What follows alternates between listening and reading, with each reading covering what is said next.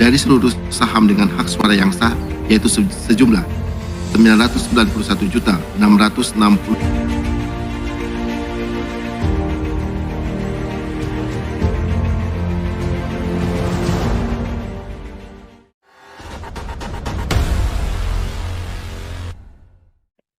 Baik Pak, terima kasih sebelumnya.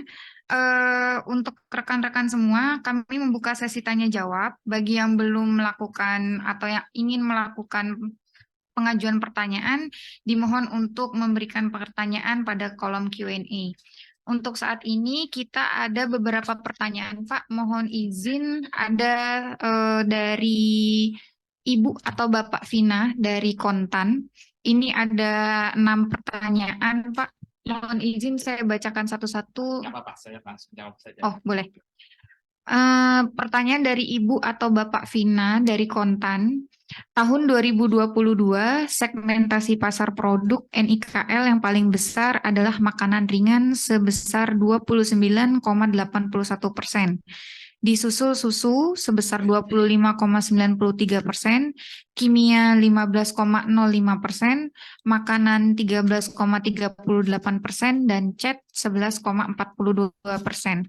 Pertanyaan yang pertama, bagaimana review kinerja di sepanjang tahun 2022? Apa saja yang jadi katalis positif? Pertanyaan kedua, bagaimana dengan prospek bisnis selama 2023? Apakah mengincar pertumbuhan kinerja? Apa saja yang jadi katalis positif? Pertanyaan nomor 3, dari sisi kinerja keuangan, berapa nilai penjualan maupun laba yang diincar tahun ini? Pertanyaan yang keempat, bagaimana dengan strategi bisnis? Apakah strategi pasar NIKL tahun ini bergeser atau tetap seperti tahun lalu yang mengandalkan segmentasi makanan ringan, susu, dan kimia? Pertanyaan yang kelima, proyeksi volume produksi dan penjualan 2023. Dan yang keenam adalah alokasi CAPEX di 2023, dari mana sumber dananya dan digunakan untuk apa saja. Mohon bisa untuk dijawab. Baik, terima kasih, Bea. Terima kasih, Bu Vina, pertanyaannya. Dan sebelumnya, mudah-mudahan kita semua selalu sehat gitu ya. Dan alhamdulillah pandemi ini sudah berlewat menjadi endemi. Karena saya salah satu yang karena pandemi jadi dapat gelar MSC ya, mantan sakit COVID yang 3 kali malah positifnya gitu. Bu Pina, yang pertama kinerja di sepanjang tahun 2022 apa saja yang katalis positif?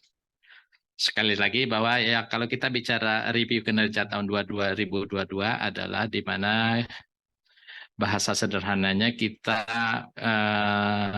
lebih banyak diuntungkan karena berlanjut dari kinerja dari kondisi di 2021 bahwa kondisi sampai dengan semester 1 kondisi pasar template itu sangat ketat gitu, dalam arti kita juga mengalami kesulitan mencari untuk bahan baku, otomatis juga konsumen yang mengalami sama. Sehingga dengan dasar kondisi itulah kita mampu memanfaatkan peluang yang ada untuk mendapatkan margin yang lebih baik. Itu kira-kira secara umum. Jadi secara umum adalah kita ini adanya kondisi pasar yang menguntungkan dan kondisi itu kita manfaatkan secara baik. Mungkin itu nomor 1.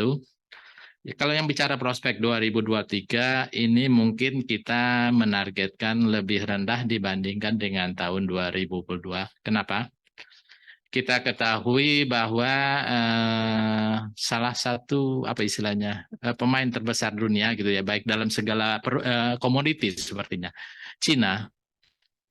Kan Cina itu mulai semester 2 kali Pak Herman ya, ataupun kuartal 4 di tahun 2022 zero COVID.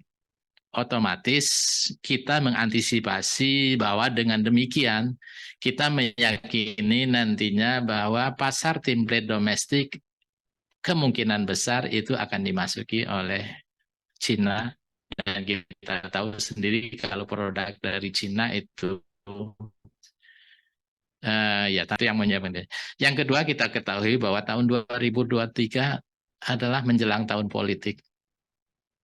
yang kita ketahui bisa jadi itu juga akan mempengaruhi terhadap pasar, bukan hanya pasar template, juga mungkin pasar-pasar yang lainnya. Katalis positifnya yaitu tadi kita bicaranya tetap fokus kepada segmen yang memberikan margin lebih baik seperti yang disampaikan Pak Herman tadi, kita fokus kepada makanan dan sebagainya, karena kalau kita bersaing di yang produk Cina yang masuk kan itu lebih pada bicara general kan gitu kan ya. Sementara di satu sisi juga tanda kutip margin kita kecil, otomatis kita tidak bermain di sana. Kemudian dari sisi kinerja keuangan, berapa nilai penjualan yang diincar tahun ini, yaitu lebih kurang, mungkin saya ini secara persentase saja mungkin lebih kurang 60% dibandingkan tahun 2022. Strategi bisnis tahun ini bergeser atau tetap, ini saya sampaikan bahwa kita tetap pada fokus kepada strategi yang memberikan margin yang lebih baik, dan kita juga lagi mencoba melakukan masuk di segmen yang untuk ready to drink ya Pak Herman ya. Karena kita ketahui bahwa itu salah satu favorit waktu salah satu barang langka waktu zaman COVID, dan juga bukan berarti kita mengharapkan COVID ke depan, tapi bagaimanapun kan selama ini kita belum terlalu banyak masuk ke sana, jadi kita mengarah ke sana. Kemudian proyeksi volume, ya tadi yang sebenarnya kalau volume produksi sebenarnya kita berusaha memaksimalkan kapasitas yang ada.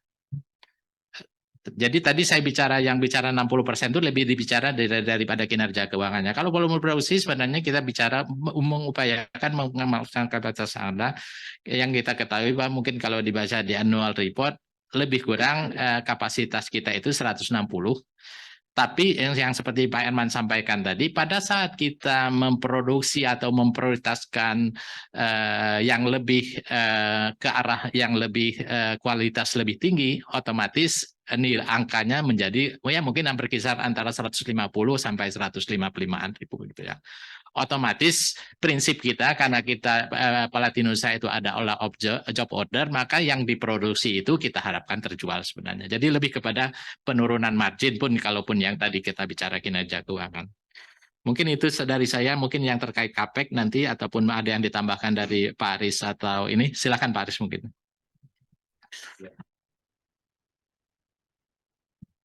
Baik,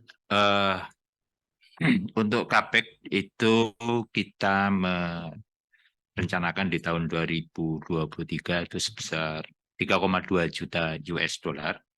Tentu sumber dananya adalah dari dana sendiri, diusahakan dari dana sendiri, dan juga dari pihak lembaga keuangan. Terima kasih. Baik, itu terima kasih Pak Aris. Dari Pak Herman ada yang lengkapi terkait yang pertanyaan Bu Vina? Ya, mungkin saya tambahkan dikit. Jadi memang kita fokus pada makanan minuman karena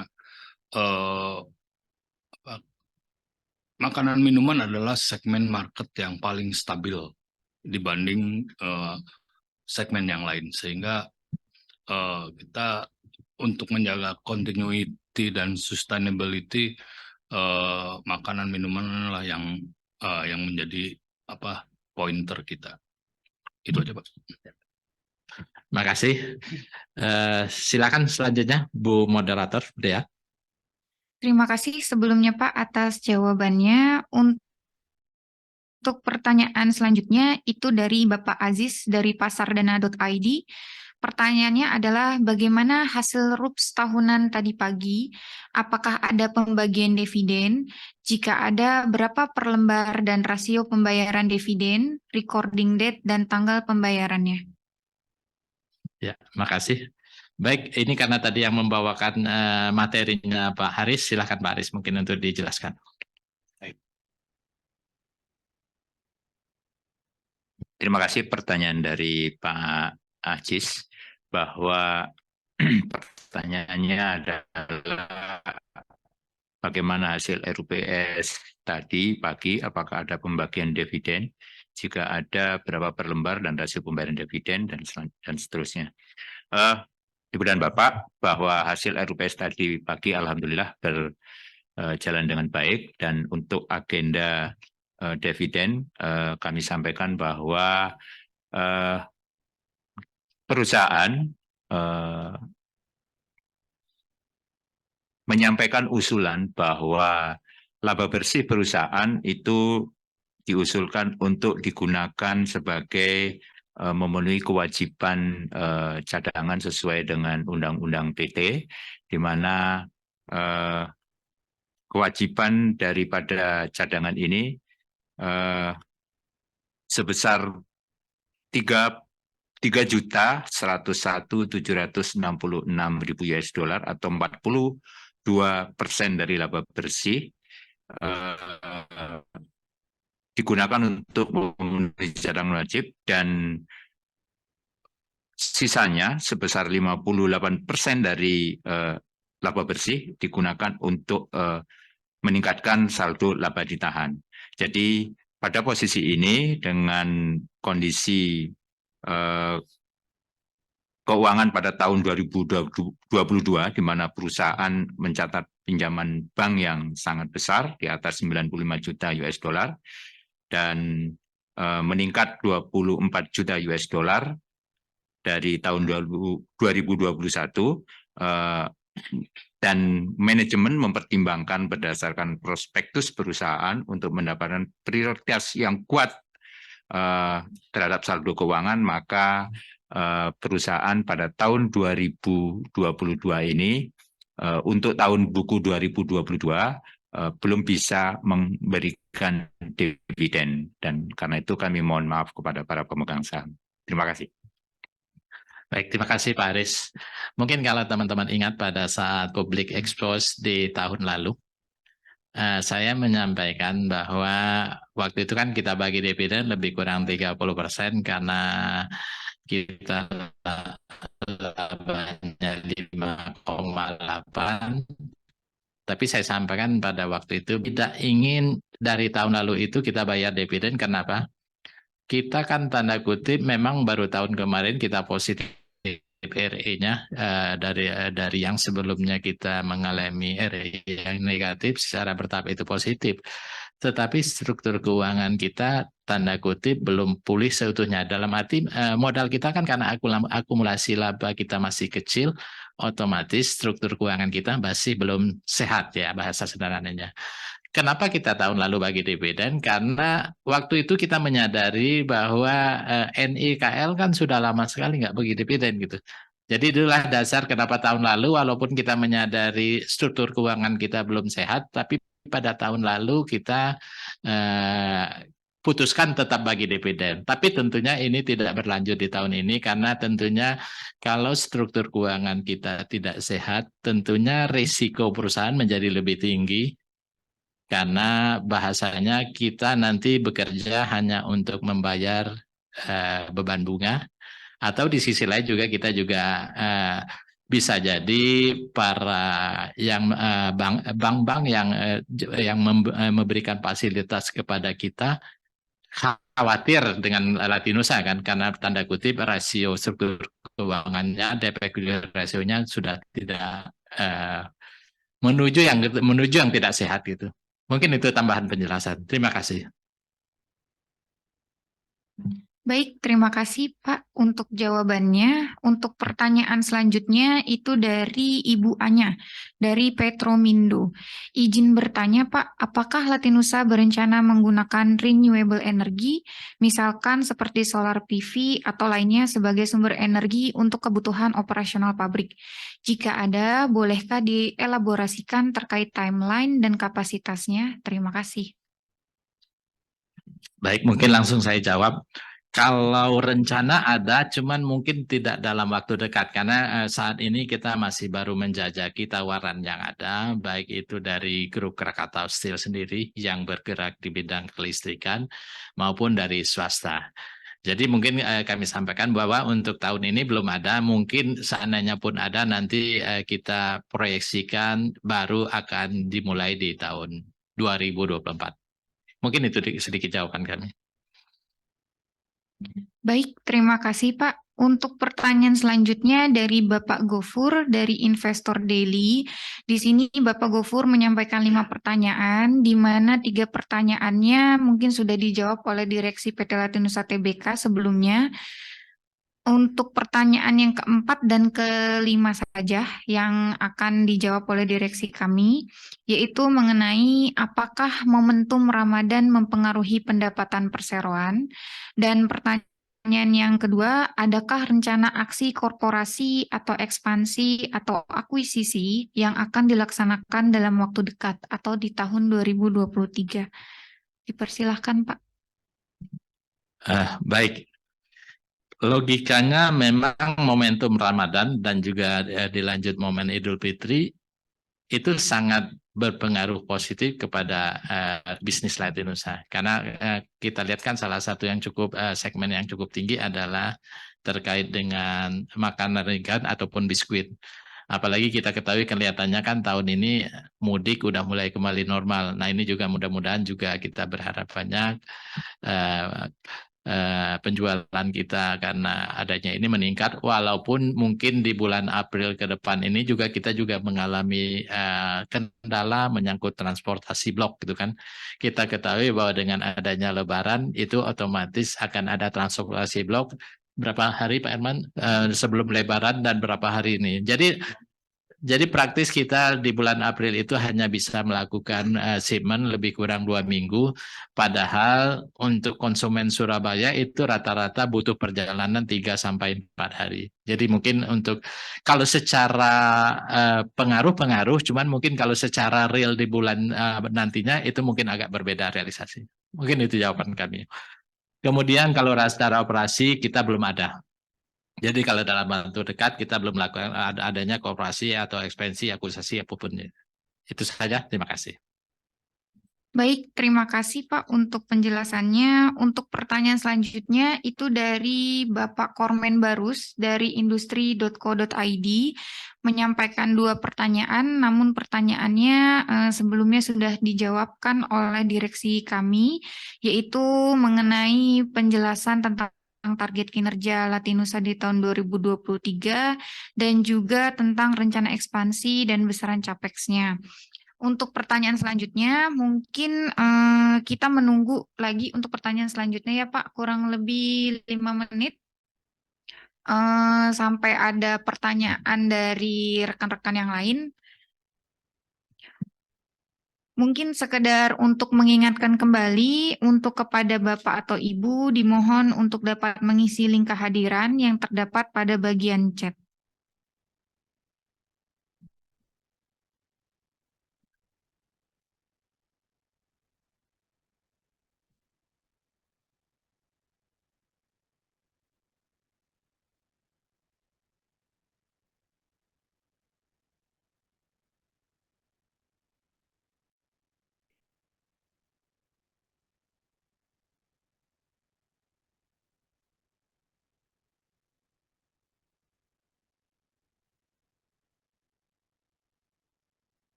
Baik, terdapat pertanyaan lagi Pak dari Bapak Gofur dari Investor Daily. Pertanyaannya adalah apakah ada rencana penambahan unit bisnis baru atau diversifikasi? Mungkin sejalan dengan yang kami sampaikan sebelumnya, kalau dalam waktu dekat belum, cuman dalam waktu jangka panjang kita berharap tentunya kita sudah ada 2 tahun profit dan yang profit tahun 2023 ini sudah kita cadangkan untuk perbaikan struktur permodalan, otomatis juga menanggut saldo laba, dan tentunya kalau saldo laba ini sudah memadai, ya kita memang dalam tanda kutip sebagai perusahaan yang ingin berkembang ada rencana untuk apakah nanti ekspansi atau apa, tapi tentunya tidak dalam waktu dekat. Baik Pak, terima kasih untuk penjelasannya. Mungkin untuk rekan-rekan yang masih ingin mengajukan pertanyaan, bisa melalui kolom Q&A. Kita tunggu 3 menit lagi, kurang lebih 3 menit lagi.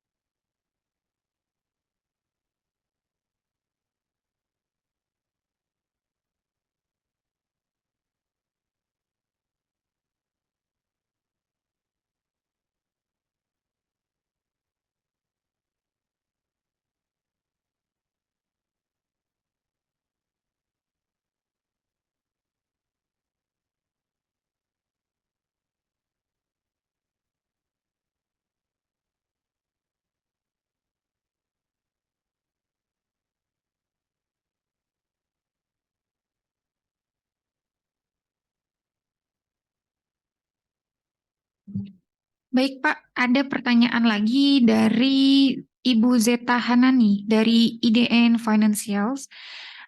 Beliau menanyakan mengenai tadi disebutkan ada hutang kepada bank sebesar 95 juta USD lebih. Didapatkan dari mana dan penggunaannya untuk apa? Boleh tolong dijelaskan Pak? Terima kasih. Baik, terima kasih Ibu Zeta ya, Ibu Zeta Anani dari IDN Finansial. Ya, kalau di neraca kita kan memang terlihat ada hutang bank jangka pendek 11,95 juta. Itu adalah hutang modal kerja, di mana kita ketahui bahwa di tahun 2023 harga baja tetap meningkat, sehingga otomatis untuk apa istilahnya mengoperasikan perusahaan kita butuh modal kerja yang lebih besar. Tapi sebenarnya ini lebih kepada hutang modal jangka pendek, di mana dengan nilai yang sama di sisi aset piutang juga kita juga lebih kurang sama. Jadi lebih kepada ini menyangkut hutang bank jangka pendek, lebih kepada terkait modal kerja terkait dengan operasional saja. Itu, terima kasih Bu Zeta. Baik Pak, mungkin sudah dicukupkan karena tidak ada lagi yang bertanya. Kita cukupkan saja Pak. Baik, terima kasih dia. Sekali lagi terima kasih kepada teman-teman media maupun kalau ada dari analis untuk partisipasinya pada Public Expose hari ini. Salam sehat buat kita semua dan sekali lagi terima kasih. Mudah-mudahan kita selalu dilindungi Allah Subhanahu wa taala. Assalamualaikum warahmatullahi wabarakatuh. Demikian acara Public Expose pada hari ini. Mohon maaf apabila masih terdapat kekurangan ataupun kesalahan selama pelaksanaan acara ini. Terima kasih kepada Bapak Ibu yang telah berpartisipasi dan bergabung pada Zoom Meeting Public Expose PT Latinusa Tbk. Atas perhatiannya kami ucapkan terima kasih. Wassalamualaikum warahmatullahi wabarakatuh.